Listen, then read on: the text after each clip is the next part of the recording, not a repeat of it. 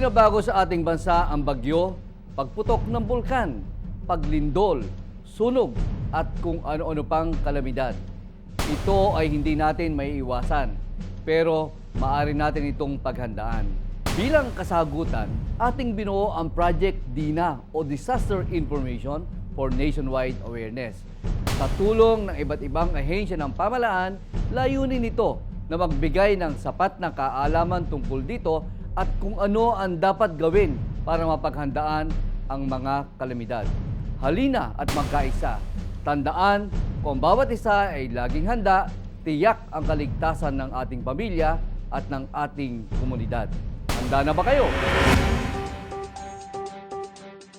Dito sa Pilipinas, madalas nating nararanasan ang mga pinsalang hatid ng bagyo. Ayon sa Pag-asa, kada taon ay higit kumulang sa 20 bagyo ang pumapasok sa Philippine Area of Responsibility at ang mga ito ang kadalasang nagdudulot ng malakas na hangin at pag-ulan na siyang nagreresulta ng mud flow, landslide, storm surge at flash flood. Upang makaiwas sa sakuna, dapat laging handa. Bago dumating ang bagyo, suriin po natin ang ating kabahayan at kung hangga't maaari pagtibayin ang mga mahihinang parte nito.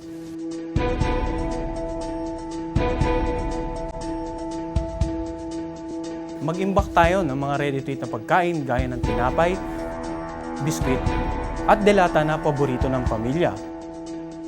Mag-ipon din ng maiinom na tubig na maaaring tumagal ng hanggang 3 araw. Siguraduhin din natin na may laman ng mga gasol.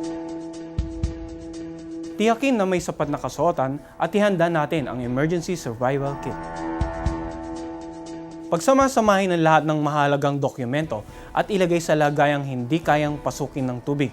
Magtabi rin tayo ng sapat na pera.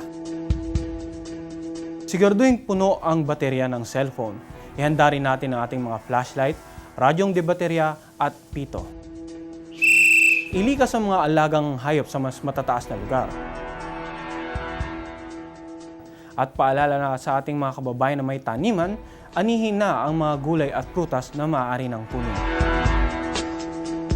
Makipag-ugnayan sa lokal na pamahalaan para alamin ang pinakamalapit na evacuation center.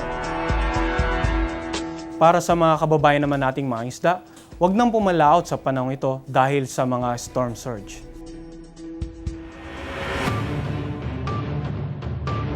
Pag dumating na ang bagyo, manatiling mahinahon. Makibalita sa radyo, magbasa ng dyaryo,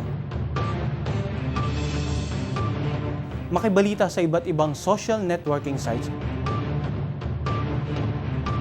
at manood ng telebisyon para alamin ang lagay ng panahon. Sa panahon ng brownout, huwag itabi ang mga kandila at gasera sa mga bagay na madaling masunog. Lumikas kung pinayuhan na ng mga kinaukulan. Ngunit bago ito gawin, isarado ang lahat ng mga bintana, ikandado ang mga parador, pintuan at gate, at patayin din ang main switch ng kuryente.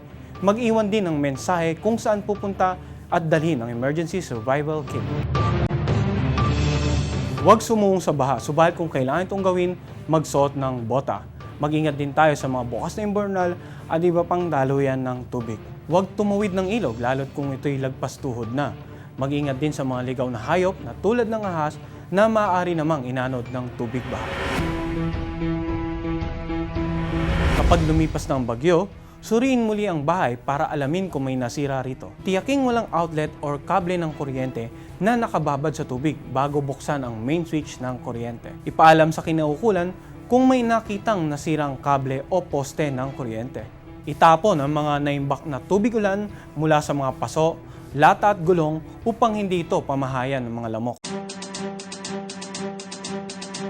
Bagamat ang bagyo ay isang hagupit ng kalikasan, tumutulong itong tanggalin ang polusyon sa ating atmosphere at karagatan. Nakakatulong din ang ulan na dala ng bagyo sa ating karagdagang supply ng tubig sa mga dam, lalo na kung tagtuyot. Hindi natin makokontrol ang panganib na hatid nito, ngunit maaari tayo maghanda upang maisalba ang ating kabuhayan at ari-arian. tamang kaalaman ay kahandaan. Maging ligtas, maging panatag. Pilipinas.